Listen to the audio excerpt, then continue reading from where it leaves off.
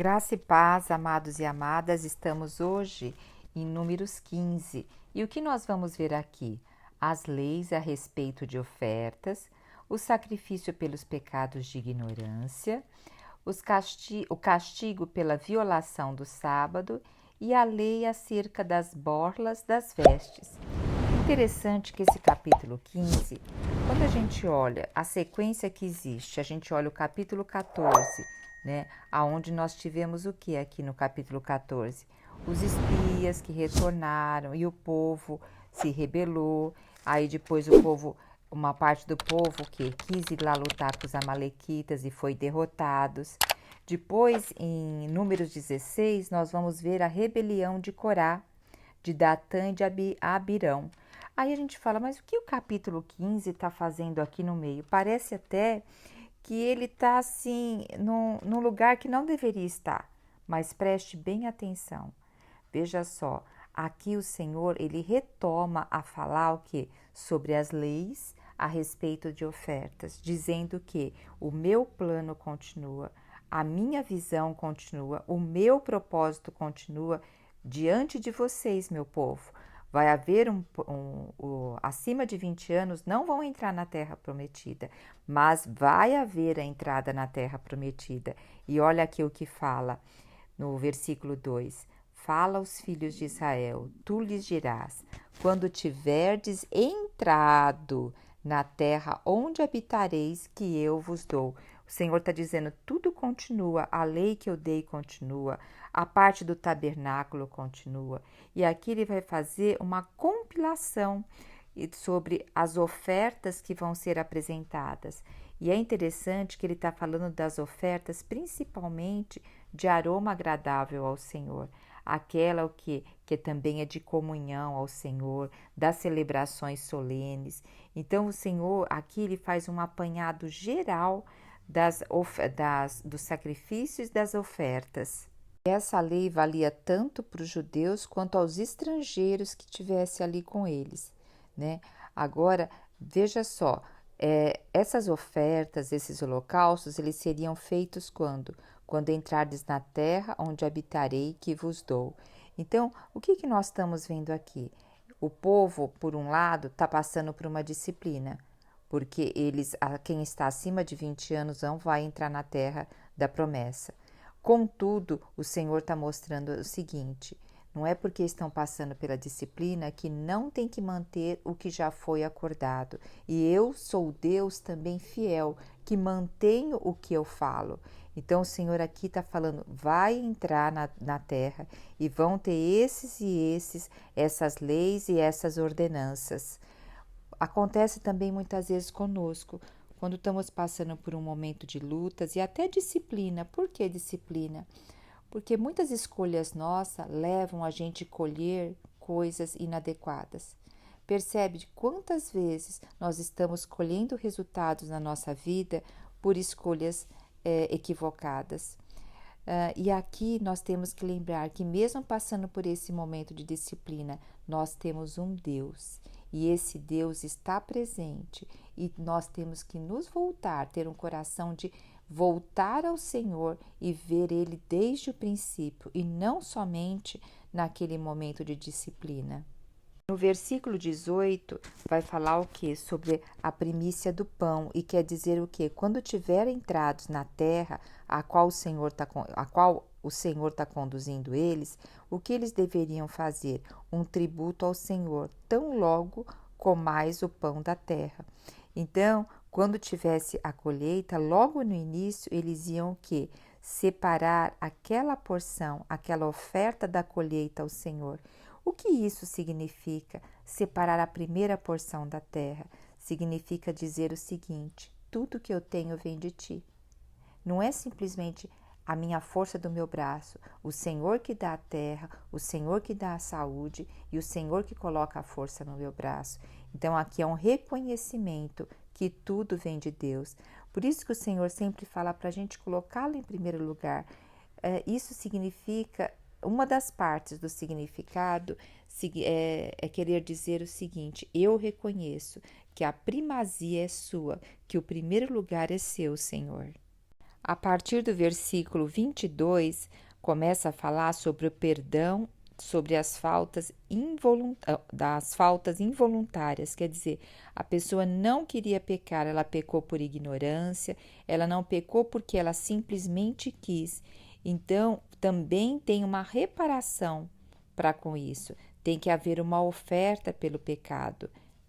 Se for um pecado da comunidade, toda a comunidade vai ter que pagar. Se for um pecado individual, a pessoa vai ter que pagar por meio de uma oferta, por meio do animal, por meio da oferta que é estabelecida aqui. Diz no versículo 27, se for apenas uma pessoa que pecou por ignorância ou desatenção, oferecerá um sacrifício por sua falta, uma cabra de um ano. Talvez a gente olhe todos esses textos e fala que rigor que havia, né? Mas a gente vê que havia o quê? Uma disciplina geral. Não é bem uma disciplina, havia sim uma ordem, havia uma maneira de viver dessa forma. E isso guardava o coração das pessoas, porque já no seu dia a dia já era exercido isso. E distinguia também o povo de Deus dos outros povos, guardava eles em vários aspectos. A mesma coisa hoje, a palavra de Deus nos guarda de um viver desordenado, de um viver errante. Essa comunhão que nós vamos tendo diária com o Senhor, guardando a palavra dele no nosso coração, nos evita pecar, assim como diz lá no Salmo 119, 11, né? Que diz assim: guardo a tua palavra no meu coração para não pecar contra ti. Então, quando nós nos colocamos em posição de guardar a palavra do Senhor, nós vamos tendo cada vez um coração mais atento, mais sábio para discernir o bem e o mal. E dessa forma nós vamos tendo um andar mais na presença do Senhor. Agora veja o que diz aqui no versículo 30. Contudo, aquele que pecar de maneira voluntária, deliberada, quer seja nativo, quer seja estrangeiro, comete grave insulto contra o Senhor e deverá ser eliminado do meio do povo. Quer dizer, eu ir lá e pecar e saber que aquilo é pecado, então aí o Senhor já coloca que é um grave insulto contra Deus. Quando nós pecamos sabendo que é pecado, nós estamos insultando Deus por ter desprezado a palavra de Deus e violado os seus mandamentos. Essa pessoa deverá ser exterminada, porquanto será responsável por sua própria condenação. E em seguida, no versículo 32, nós vemos o quê? O exemplo disso. Porque havia o quê? Um homem que foi surpreendido apanhando lenha durante o sábado, no dia do sábado. E o Senhor mandou guardar o sábado. E o quê? Esse homem não estava guardando o sábado, ele não estava honrando o Senhor no sábado, como determinado pelo Senhor. E aí viram ele e levaram esse homem perante Moisés e Arão. E ali o que fez? Moisés consultou o Senhor. E o Senhor instruiu Moisés dizendo que tal homem deveria ser morto. E quem deveria matá-lo? Seria a própria comunidade. Ia que apedrejar fora do acampamento. Então, assim, toda a comunidade o conduziu para fora e o apedrejou. Veja, então, quando o pecado é deliberado, é realmente feito, é insulto ao Senhor. E aqui pega, assim, um dos pecados para dar exemplo aqui para nós. Você vê, muitas vezes a gente acha assim o pecado, vamos supor, o pecado da prostituição, esses outros pecados de matar. Mas aqui está falando um pecado de não colocar o Senhor em primeiro lugar, de não honrar a palavra do Senhor, de não honrar o falar do Senhor, de não guardar a palavra dele no coração. E aqui é um insulto ao Senhor. E essa pessoa foi o quê? Apedrejada. A sentença caiu sobre ela mesma. E na sequência nós temos falando sobre o pingente das capas. Então, a partir do versículo 37 e no 38 nós vemos assim, ó: tu lhe dirás para os que observem ao longo de todas as suas gerações, que façam borlas, franjas nas pontas das suas vestes, e se ponha um cordão azul celeste em cada uma delas. Dessa forma, as borlas estarão sempre ali, para que, vendo-as, vos lembreis de todos os mandamentos de Yahvé e o cumprais. Não seguireis os desejos do vosso coração, nem dos vossos olhos, após os quais andais adulterando. Quer dizer, os desejos do vosso coração para não andar, nem os desejos dos vossos olhos, a fim de que vos lembreis de obedecer a todos os meus mandamentos, e santos sereis a vosso Deus. Eu sou o Senhor, o eterno vosso Deus, que vos livrei da terra do Egito, para vos ser por Deus, eu, o Senhor vosso Deus.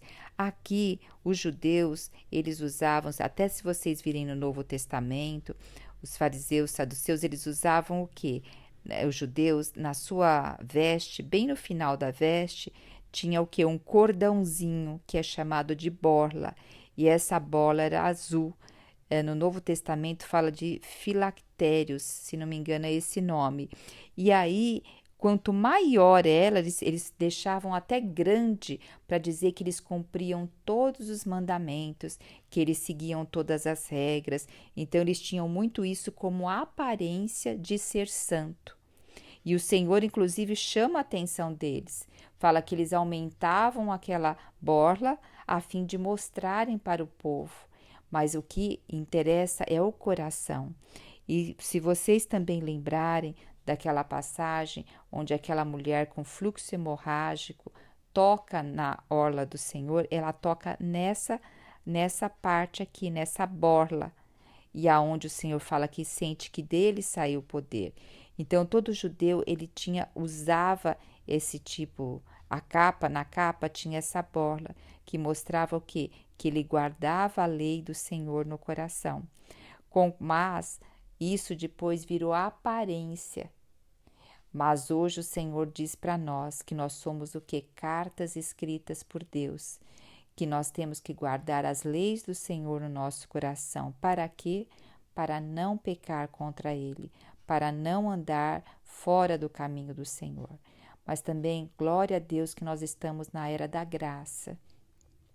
E o Senhor ali na cruz, inclusive, falou: Pai, perdoa, porque eles não sabem o que fazes. Então, quando o Senhor falou isso, o Senhor estava falando de pecado de ignorância, tá? Agora, porque eles não reconheciam que Jesus era o Filho de Deus, porque eles viviam tão arraigados na lei que os olhos deles estavam cegos quanto a enxergar o Senhor. Então, quando o Senhor Jesus fala: Senhor, perdoa-os porque eles não sabem o que fazem, estavam falando de pecado de ignorância. Agora, contudo, depois que já conhece o Senhor, aí já não é mais pecado de ignorância. Que nós possamos nos chegar ao Senhor, né? E pedir: Senhor, a cada dia eu quero guardar a Tua palavra no meu coração. Eu quero amá-la e colocá-la realmente como direção em toda a minha vida, para que eu não venha pecar contra o Senhor. E amar a palavra do Senhor acima de qualquer outra coisa, né? Aleluia! Jesus Cristo é o nosso Senhor. Você já se viu sobrecarregada por pensamentos negativos e ansiedade? Deseja encontrar uma maneira de viver com confiança e proteção? No Salmo 23, escondem segredos poderosos que podem mudar a maneira como você enxerga a vida. Nesta aula, você vai descobrir esses segredos e aprender a viver com confiança, deixando para trás os pensamentos negativos que minam a sua felicidade. Com a sabedoria do Salmo 23, você aprenderá práticas e princípios que ajudarão a livrar-se da ansiedade e encontrará orientação para experimentar uma proteção duradoura e encontrar paz interior. Comece a transformar sua vida hoje mesmo. Entre no grupo para acessar a aula gratuitamente e venha descobrir a verdadeira confiança e proteção que você merece.